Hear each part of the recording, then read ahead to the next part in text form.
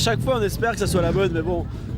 Ça fait 2 ans que je viens, j'ai jamais vu le soleil. Toujours de l'eau, de la neige, de la glace. Mon but c'est d'arriver au bout quoi, après on verra bien. Terminer à Gilles-Lallé, c'est toujours bien quoi. Je me suis un peu plus entraîné, je fais à peu près 4 mois d'entraînement intense. Mais bon, c'est quand même une course très, très particulière. Très particulière, effectivement. La Gilles-Lallé Classique est tout simplement la course la plus dure du monde. Et cette 5e édition, riche en nouveautés et en rebondissements, va être une fois encore fidèle à sa réputation. Les meilleurs enduristes de la planète sont là. La météo n'a jamais été aussi hivernale et la région du Limousin devrait, à n'en pas douter, être à la hauteur de l'événement. En fait, on part sur une moto base enduro, donc avec en premier lieu des pneumatiques.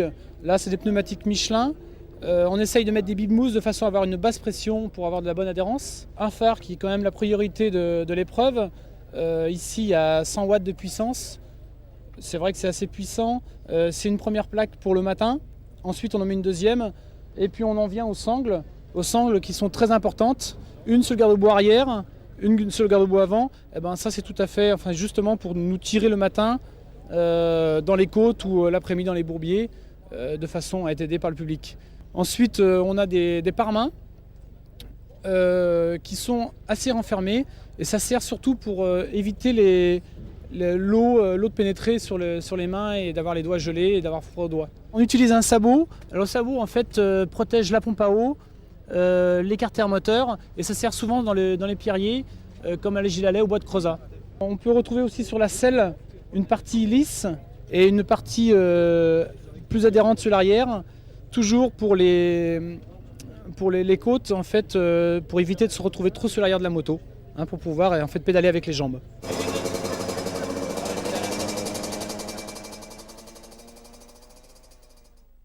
Samedi matin, 6 h. La neige recouvre le Limousin. Les 240 concurrents de la Gilles-Lallé Classique se regroupent sur la place de l'Évêché, aux abords de la cathédrale, où est donné le départ de l'enduro de sélection. Les visages sont tendus, et même si certains arrivent à esquisser un sourire, on comprend rapidement que la succession de Cyril Esquirol, vainqueur en 94 et 95, va se faire par les armes.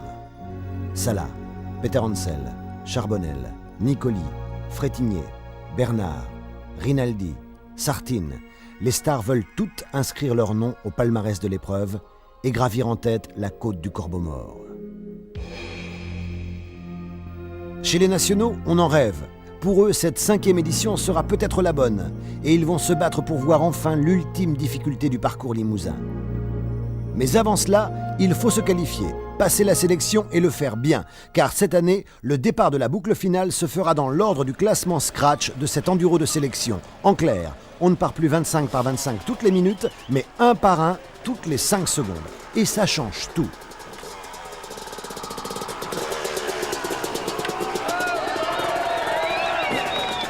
Forza Giovanni! Forza Italia! Sono già stanco!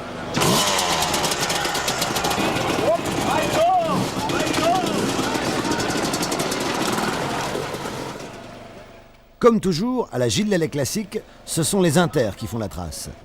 Pour beaucoup d'entre eux d'ailleurs, ce départ arrive après plusieurs mois de préparation intensive et spécifique à cette course, assurément pas comme les autres. La Gilles-Lallé Classique a fondamentalement changé les mentalités, révolutionné les habitudes et professionnalisé les entraînements. Ainsi, la plupart des top pilotes arrivent en phase finale après des mois passés à débroussailler des montées impossibles, franchir des pierriers surhumains et tester des bourbiers insondables. Ils sont là, motivés, enragés, prêts à tout donner et plus encore pour déflorer seuls cette désormais mythique côte du Corbeau-Mort. Jusqu'à présent, ils ne sont que 2 à avoir réussi cet exploit. Sven-Erik Johnson en 92 et 93 et Cyril Esquirol en 94 et 95. Les Suédois bloqués chez eux pour cause de concurrence de date avec leur championnat national et Cyril blessé au dernier Dakar, c'est donc un nouveau vainqueur qui passera cette nuit la ligne au terme de 6 heures d'effort. Pour quitter Limoges par la route, les organisateurs ont volontairement choisi d'imposer des temps de passage très larges sur le premier contrôle horaire et de prévenir les pilotes. afin que la sécurité soit une priorité. Le rythme est donc assez lent et la mise en jambe se fait dans le calme avant d'attaquer les premiers passages techniques du parcours de sélection.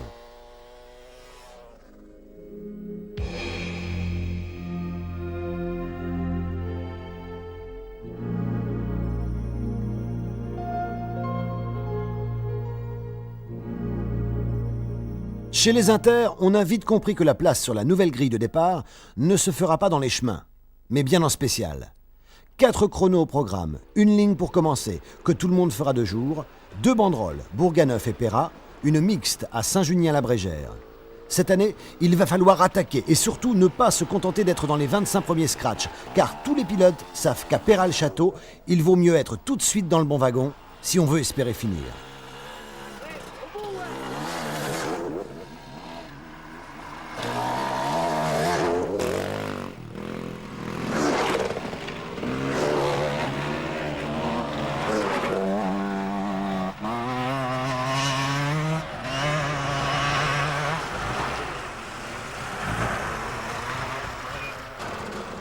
Les arrivées et les pointages au contrôle se font dans le plus grand calme.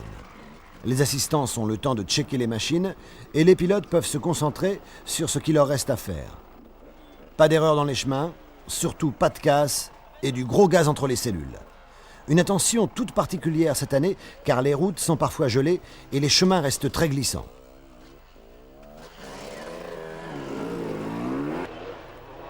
Avec ce nouveau système de départ, c'est toute la philosophie de l'enduro de sélection qui est bouleversée. Plus question d'assurer, maintenant il faut impérativement être le plus performant possible. En clair, les pilotes doivent donner leur maximum dès le premier chrono du matin. Et c'est ce qu'ils vont faire. Les organisateurs voulaient d'une part trouver des solutions radicales afin d'éviter, comme l'année dernière, de nouveaux débordements lors de la procédure de départ. Ils voulaient aussi redonner de l'importance à la sélection matinale en responsabilisant les concurrents sur leurs résultats. On peut dire que le message est très bien passé et tous ont apprécié de pointer à l'heure, sans bouchon, sans difficulté infranchissable sur le parcours.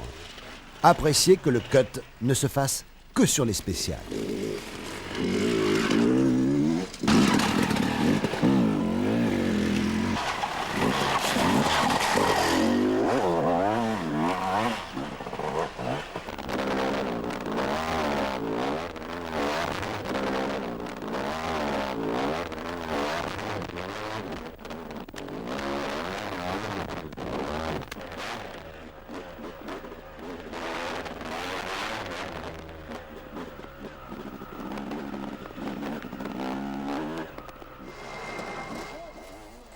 Après une spéciale en ligne assez rapide, les concurrents se retrouvent à Bourganeuf pour la première banderolée de la journée.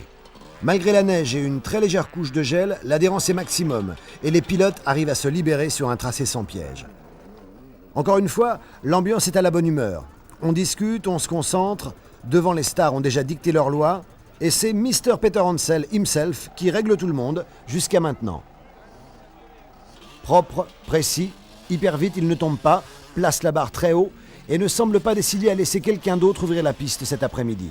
Comme prévu, les nationaux attaquent et donnent tout ce qu'ils ont dans le ventre pour s'approcher au plus près des temps surnaturels réalisés par les meilleurs enduristes de la planète. C'est chaud!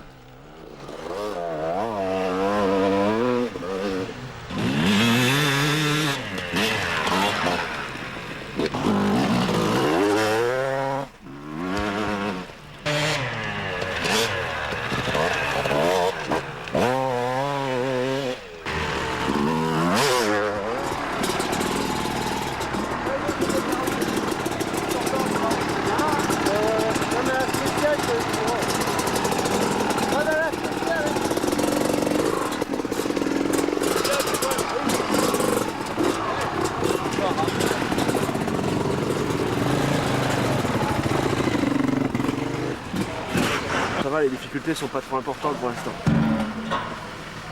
Le rythme va monter progressivement, je pense. Je pensais que ça glissait beaucoup plus parce que j'avais peur que le terrain soit vraiment gelé. Mais non, en fait il est détrempé mais on a quand même une bonne adhérence. Le moral, là, j'ai l'impression. Hein. À fond, ça va. Le plus dur est à venir, ça c'est sûr.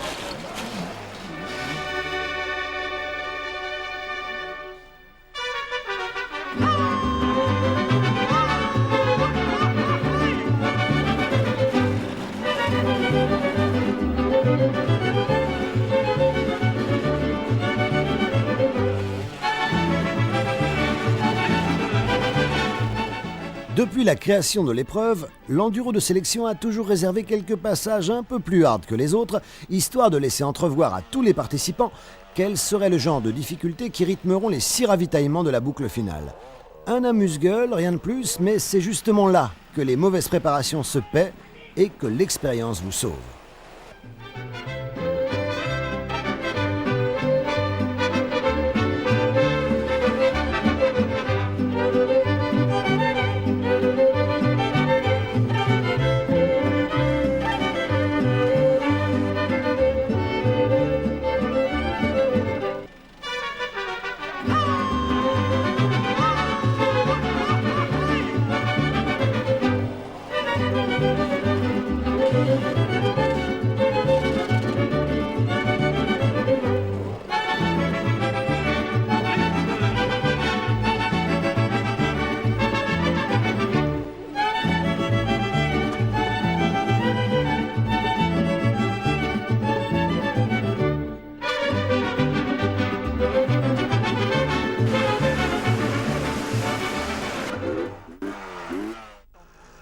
Au CH, l'histoire se répète, les pilotes sont en avance, personne ne s'énerve.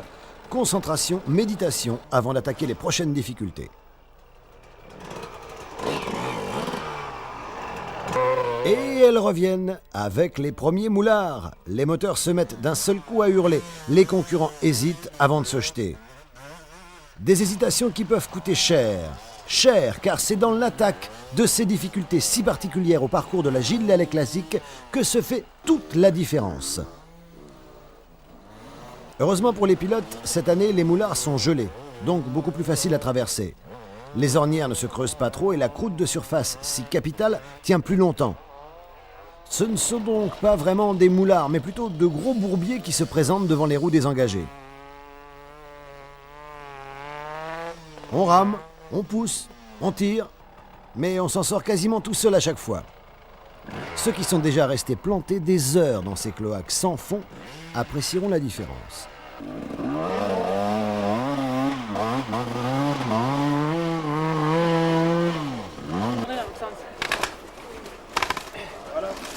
Voilà.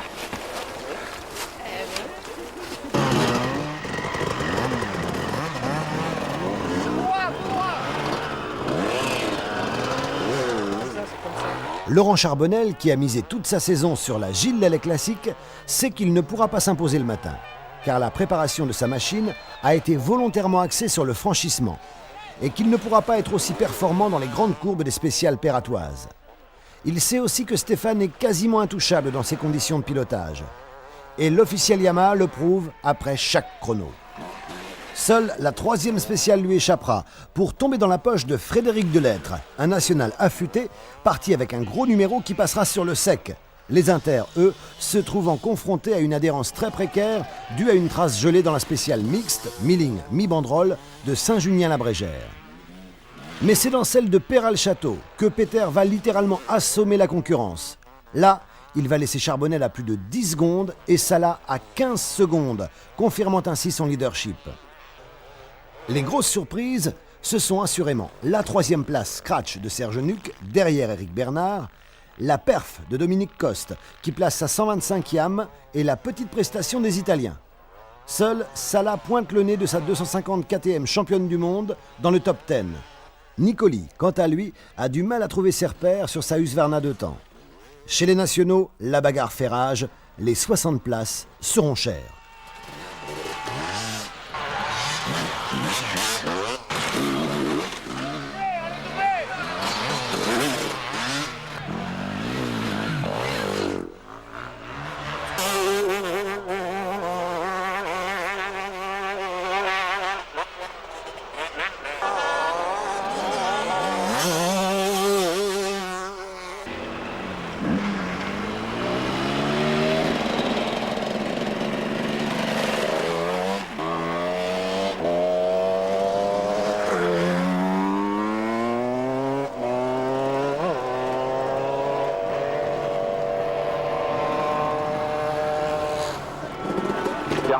des milliers et des milliers de spectateurs qui viennent. En avance, tu peux aller tout droit. Tu vas faire la mécanique si tu veux, tu reviens pointer juste à l'heure. Je peux y aller là? Oh, y a pas de problème. Je passe devant la cellule?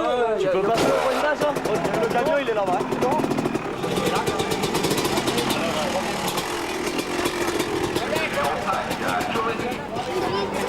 L'anglais, Rob Sarta, le champion d'Angleterre. Après leur dernière spéciale du matin, les pilotes pointent d'abord dans leur temps, puis bénéficient d'un quart d'heure de mécanique supplémentaire afin de préparer au mieux leur machine pour la boucle finale. Petite checklist rapide, nouveaux pneumatiques. Le règlement de la Gilles Lelec classique autorise les pilotes à rouler en pneus cross. Vérification du filtre, des freins, de la lumière. Les choses très sérieuses vont enfin pouvoir commencer.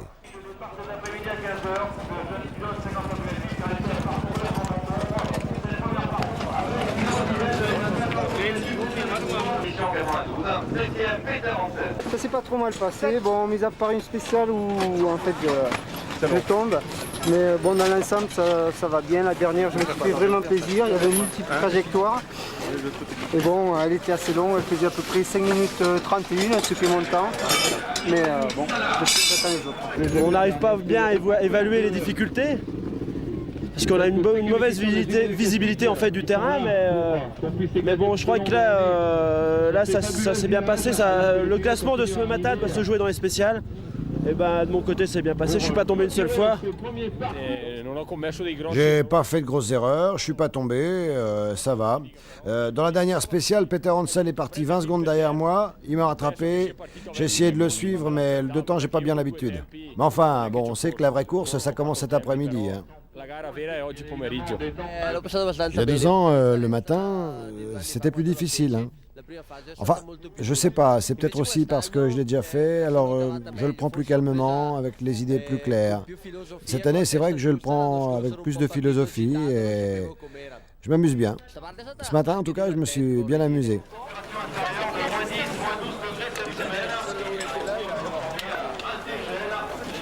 Mais il a pointé, il a pris il était dans la bombe. Pas trop de difficultés, c'est dommage. Ah, d'enfer. On leur demande. Le parcours d'enfer. 250 Yamaha qui porte au dossard numéro 11. On leur demande et ça continue la vie de l'année. C'est très très beau. C'est un beau petit enduro. En plus, on ne peut pas se tromper de trace, il n'y en a qu'une. Donc ça facilite les choses et c'est très beau. C'est vraiment magnifique. C'est vraiment très beau ce matin. Il faudrait que tous les bons qui sont devant moi arrêtent, puis je repars. Il n'y a pas de problème.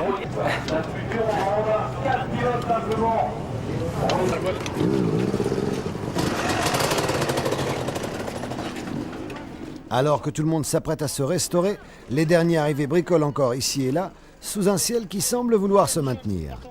La tendance serait même plutôt à l'amélioration sur la région du Limousin. Le calme avant la tempête. J'espère qu'on va transpirer un petit peu. Troisième position pour le Racing. Derrière lui, avec le numéro 4.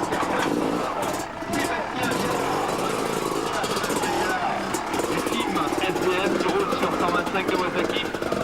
Qui travaille cette boucle de 200 km tracée par toute l'équipe du Motoclub Ferratois, dirigée par Laurent Charbonnier. La voilà donc, cette fameuse grille de départ où sont logés en fonction de leur classement du matin les 40 meilleurs inter et les 60 meilleurs nationaux. Et si le principe a déjà été adopté sur quelques courses en Suède où les concurrents repartent avec les écarts de temps exacts et non pas de 5 secondes en 5 secondes, en Suède par exemple, Peter serait reparti avec 19 secondes d'avance sur Bernard, 42 sur Nuc et plus de 45 sur Charbonnel. Pour les pilotes français, c'est une véritable nouveauté. Une première en fait. Les visages s'assombrissent, se durcissent, le rythme cardiaque s'accélère, la tension monte d'un cran. On s'étire, on imagine, on essaie de se détendre, en vain.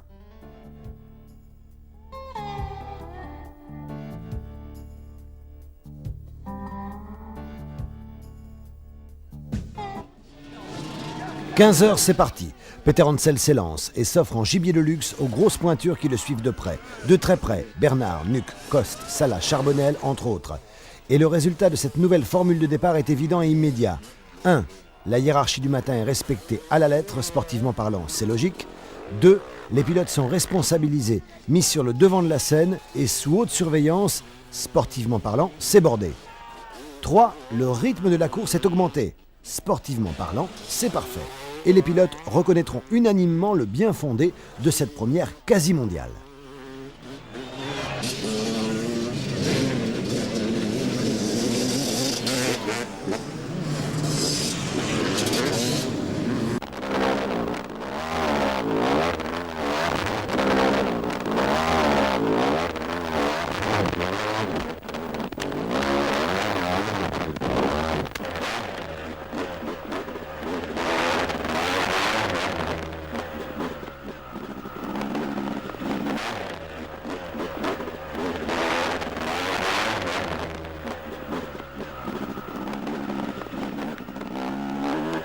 Évidemment, si l'un des 100 sélectionnés avait volontairement coupé le tracé, il aurait été retenu en fin de spéciale par les officiels de course pour un stop and go de 10 secondes. C'est donc un départ parfait qui a rythmé le lancement de la boucle finale de cette 5e édition.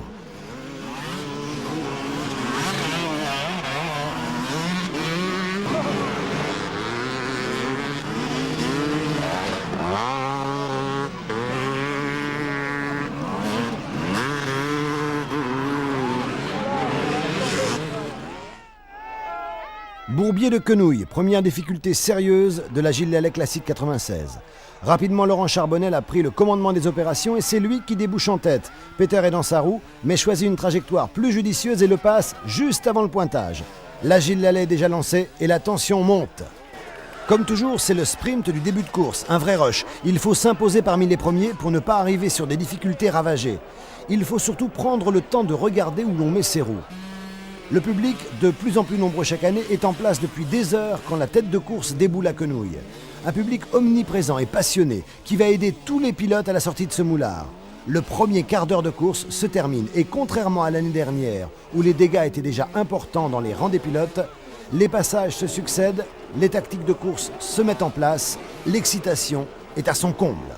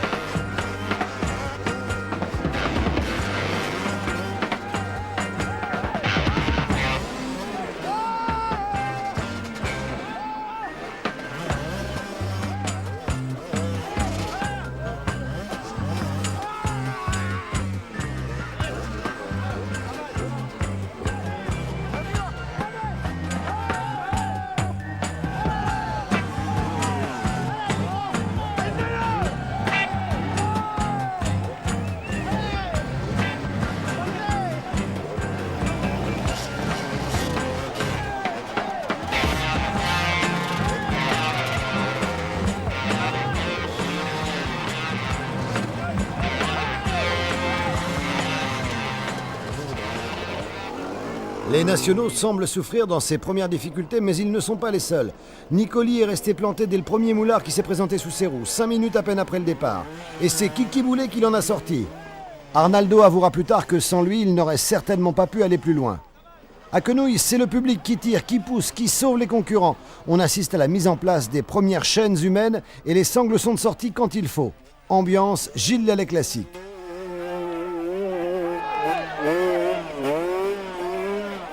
Côté météo, un incroyable radoucissement va faciliter la progression des pilotes tout au long de la journée. Pourtant la veille, les traceurs ont été obligés de couper certaines portions. car les conditions météo étaient alors très préoccupantes, notamment sur les hauteurs où 30 cm de neige s'étaient abattus sur la région, rendant infranchissable la moindre difficulté.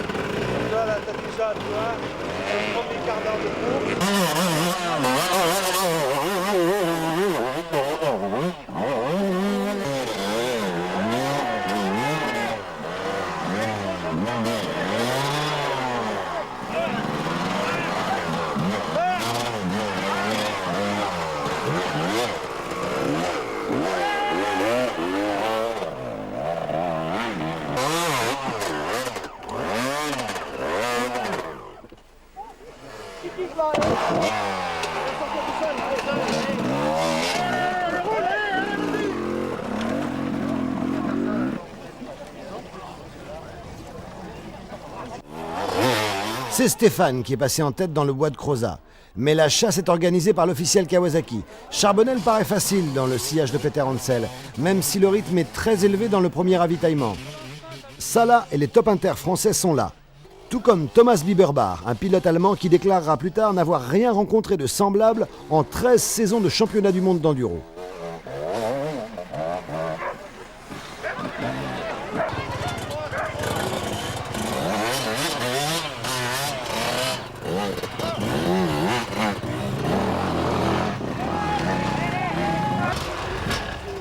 Rob Sartine est finalement assez facile en ce début de course, avec Castera et quasiment tout le team Box Racing dans sa roue.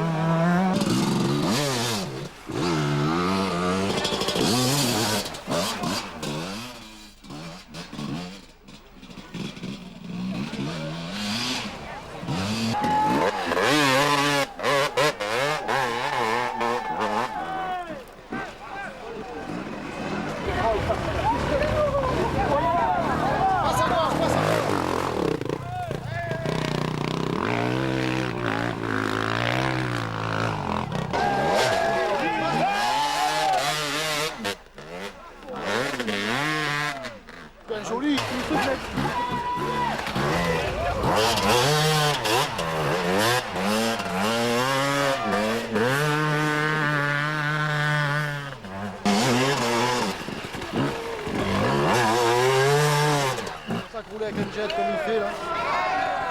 À gauche, à gauche.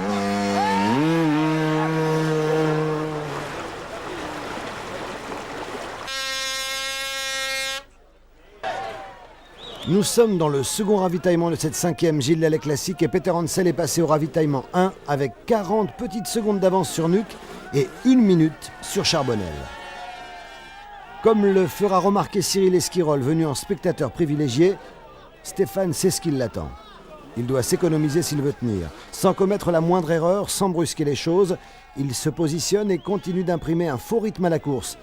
Petit à petit, Charbonnel est revenu dans sa roue, mais choisit de patienter derrière la yam officielle. Une option contestable car Roscoe est au top physiquement. Et à ce moment-là de la course, il aurait pu accélérer et partir seul sans que quiconque puisse l'inquiéter. L'année dernière, Cyril avait fait le trou d'entrée. Laurent, lui, préfère patienter. Et les écarts se réduisent derrière les deux hommes. Nuc, Boulet, Salah, Frétigné, Bernard, Biberbach et Nicoli se suivent en moins de 5 minutes.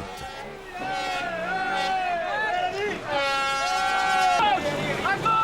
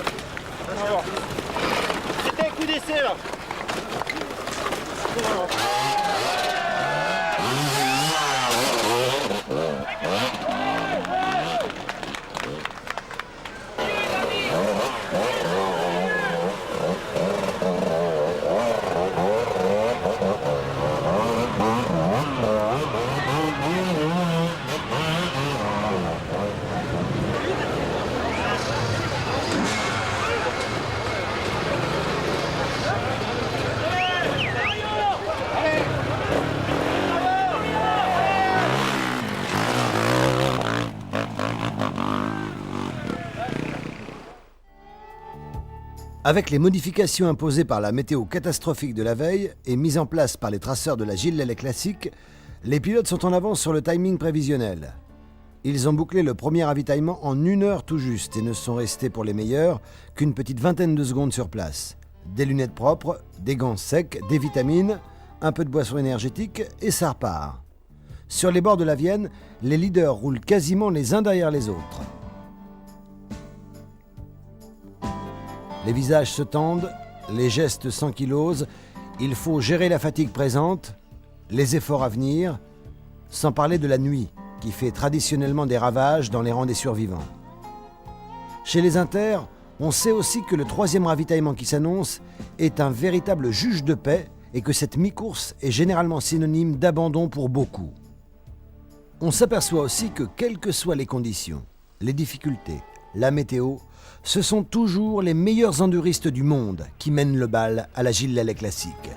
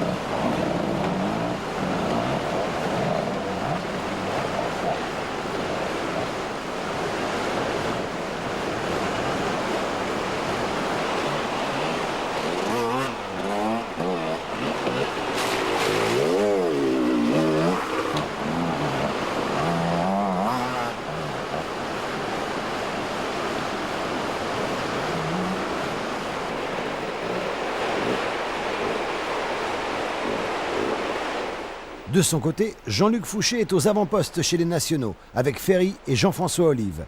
Malheureusement, il ne verra pas la rampe du Corbeau-Mort et stoppera tout au 5e ravitaillement. Ferry, lui, effectuera une fin de course express pour être le premier national à s'imposer en haut du Corbeau-Mort. Avec 8 pilotes à l'arrivée, d'ailleurs, la Gilles Lelais Classique 96 fut assurément une année faste et très exceptionnelle pour les Nationaux.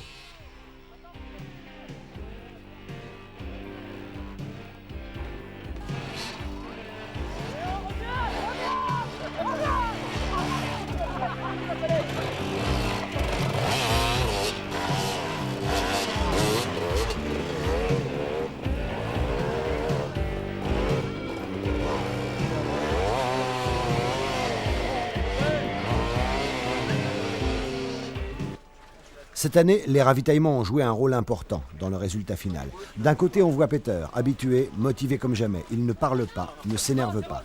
Autour de lui, c'est la même chose. Tout se passe tranquillement, sans aucune perte de temps.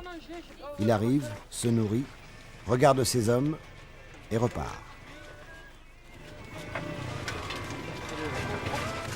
De l'autre côté, on voit Serge Nuc, un peu plus excité.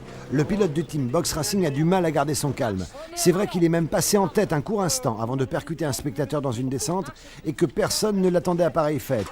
Mais la différence entre les deux approches est flagrante. Ouais. Merde. Qu'est-ce que tu fais quand je t'en manque derrière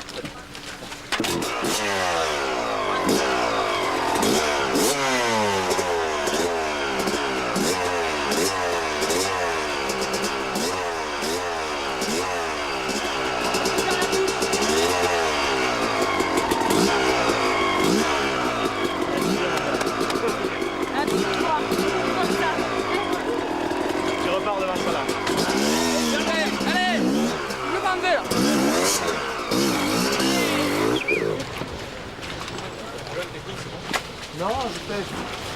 mal parti, j'ai redoublé nuque et ça là, je me suis mis dans un trou. Ouais. Donc j'ai tout perdu quoi.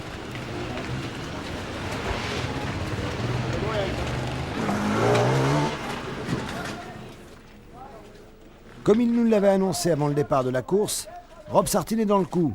Il faut dire que ce Gallois dur au mal a quand même signé une 4e place au scratch lors des derniers ISDE, devant Edmondson.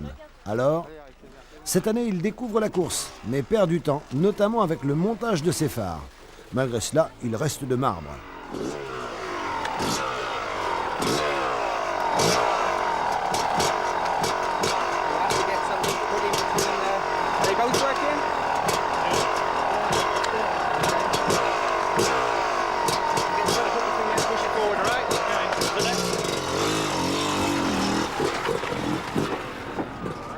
Au 3e ravitaillement, les écarts se sont encore resserrés, puisque Peter Hansel, Charbonnel et Salah sont quasiment passés dans la même minute.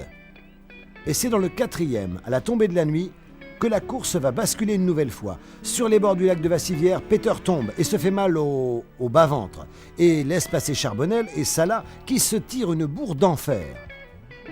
Dans cette portion très rapide, le champion du monde se porte en tête. Pas mal pour quelqu'un qui n'était venu que pour terminer. Mais rapidement, il est retardé par des problèmes de carburation avant de se tanker dans un bourbier. Roscoe prend les commandes, Peter passe 3 minutes derrière.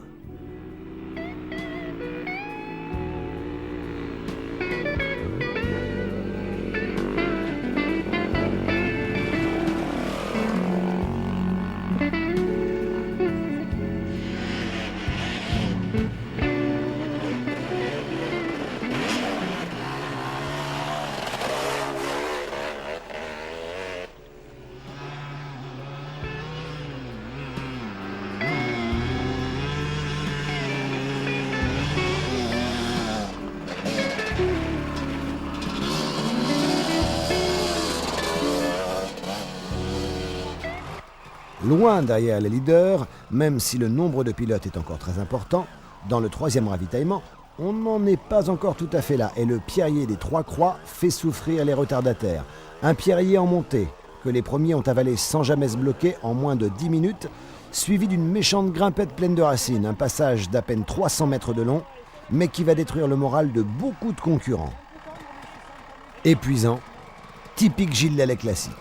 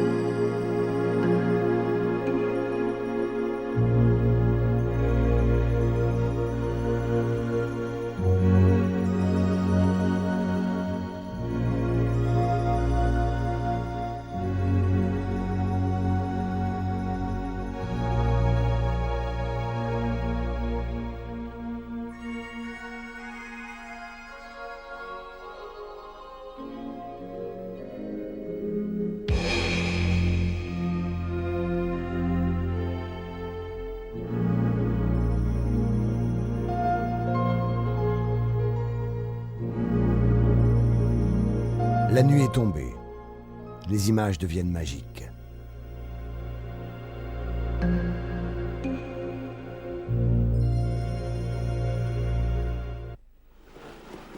Royère, 4e ravitaillement.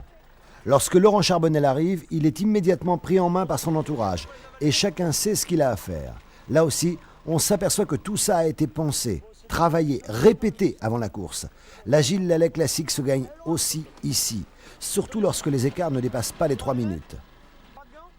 Peter ne s'affole toujours pas et repart, alors que Giovanni Sala arrive et commence à montrer de gros signes de fatigue.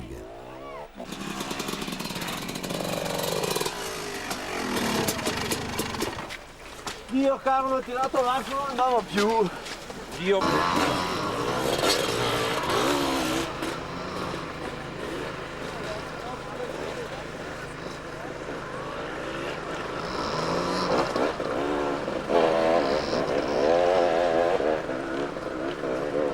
Manetta! Manetta gas! Dai, sai che fatti?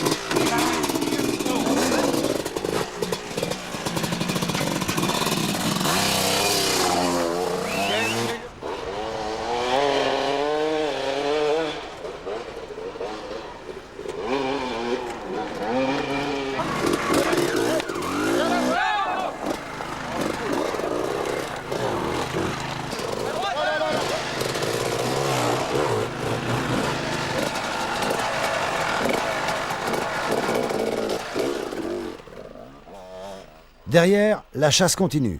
Et les places d'honneur deviennent chères entre Boulet, Bernard, Nicoli et Frétigné. Il leur reste 2 ravitaillements pour éventuellement recoller au peloton de tête. Et c'est dans la cascade des Jarreaux que la course va une fois encore basculer, avec l'abandon de David Frétigné qui noie et casse son moteur à moins de 5 km du Corbeau Mort, avec l'erreur de Charbonnel qui se retrouve lui aussi sous l'eau, dans un secteur qu'il connaît pourtant par cœur.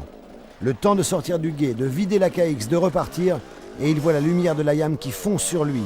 La pression s'abat alors sur les épaules de l'officiel Kawasaki qui, dans le doute, fait demi-tour alors qu'il est sur la bonne piste. Un nouveau cadeau dont profite Peter Hansel pour repasser Charbonnel.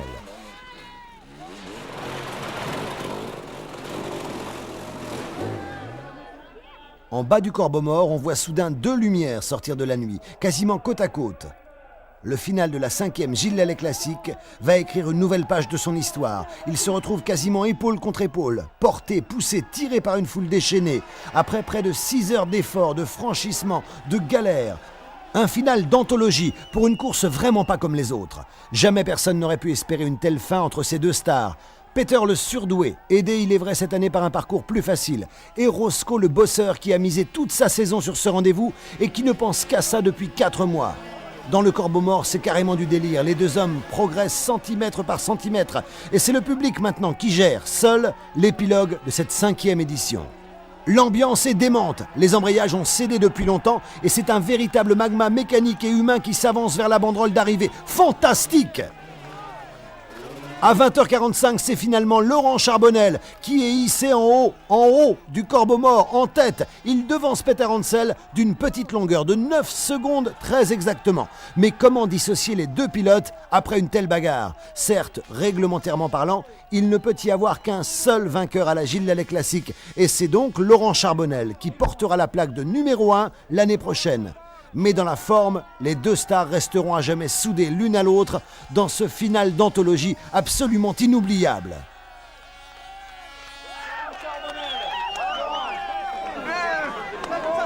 Laurent et Stéphane, venez avec moi, s'il vous plaît. On va faire un débat, le public, on vous laisse 5 minutes. 5 minutes pour le public, c'est un minimum. Pour Charbonnel, il pique. Pour Peter, il pique.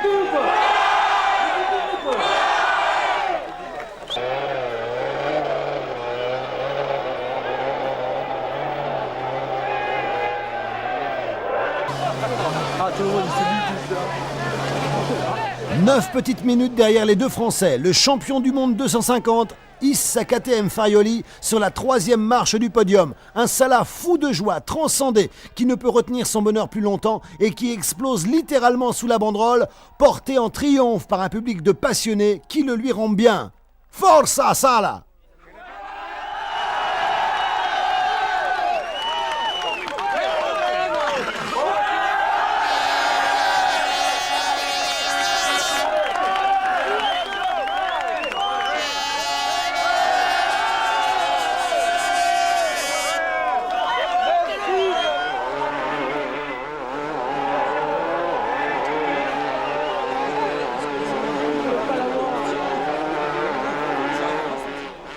Puis c'est au tour de Kiki Boulet de gravir une fois encore cette désormais très célèbre côte du Corbeau Mort que 8 pilotes nationaux découvriront cette année.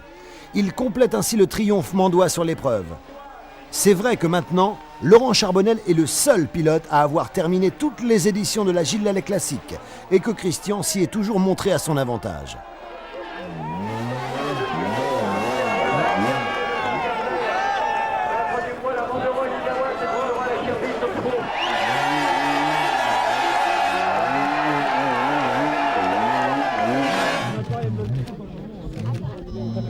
chaque année, c'est vrai qu'on roule souvent ensemble. L'année dernière, on avait fait toute la course ensemble et je l'avais doublé vers le dernier contrôle. Ouais, cette année, on a roulé pareil du début jusqu'à la fin. C'était quand même beaucoup moins dur que les autres années. Et en tout cas, même si moi j'étais pas très bien préparé physiquement, j'avais une moto qui était très bien réglée, des suspensions et un moteur adapté à cette course. Et donc, c'est peut-être ça qui m'a sauvé un peu la mise en fait. C'est la 4e fois que je fais la course. Je me suis toujours arrêté aux 3/4. Là, je la termine sur le podium. Je suis fatigué, mais je suis très heureux.